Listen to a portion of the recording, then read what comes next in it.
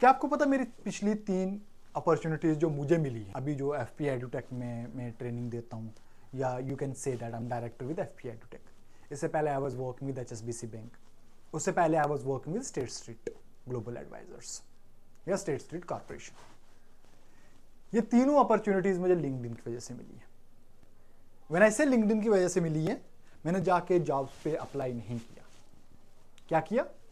I started creating content which is relevant to the hiring. मैं उसमें selfies नहीं post करता, मैं उसमें पिक्चर्स नहीं पोस्ट करता, मैं फैक्ट्स एंड फिगर्स पोस्ट करता। फॉर एग्जाम्पल लेट्स से मुझे प्राइवेट इक्विटी फंड अकाउंटिंग या लेट्स कीप इट इजियर, मुझे इक्विटी रिकंसिलिएशन टीम में तो मैं क्या कर सकता, मैं कैसा कंटेंट क्रिएट करके हायरिंग मैनेजर्स की attention. So the answer is very simple. मुझे क्या करना है, पहले मुझे equity as a product explain, उसकी निटी-ग्रिटीज क्या वो एक्सप्लेन करना है, कहां ट्रेड होता है वो एक्सप्लेन करना है।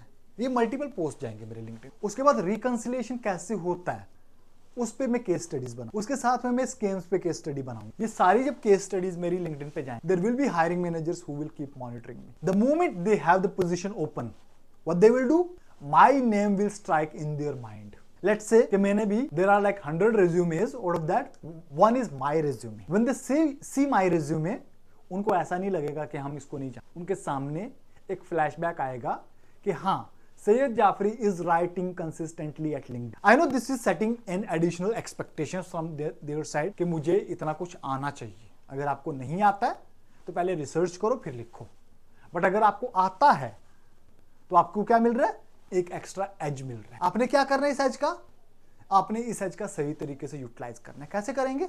ऑर्गेनाइजेशन के बारे में प्रिपेयर करूंगा, मैं रोल के बारे में प्रिपेयर करूंगा, जॉब डिस्क्रिप्शन का मुझे एक एक टर्म आता होगा जो लिखा है, और हर बुलेट पॉइंट जो जेडी में मिला हुआ है मुझे एक्सपेक्टेड रोल्स एंड रिस्पॉन्सिबिलिटीज में, मेरे पास उसका लाइव केस स्टडी हो। Once I have everything, what I do, I go ahead, everything is depending on getting an interview. मुझे इंटरव्यू मिल गया, मेरा रिज्यूमे शॉर्टलिस्ट हुआ, हायरिंग मैनेजर को पता है मैं कौन हूं because of my activities at LinkedIn.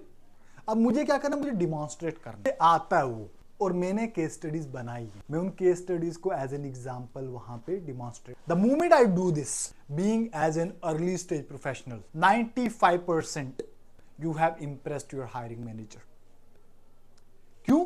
क्योंकि आपने रिसर्च किया है, आपने डिमॉन्स्ट्रेट किया है कि आप सीरियस हो अपने रोल को लेके। अब क्या करना है, आपने पेशेंटली वेट करना है।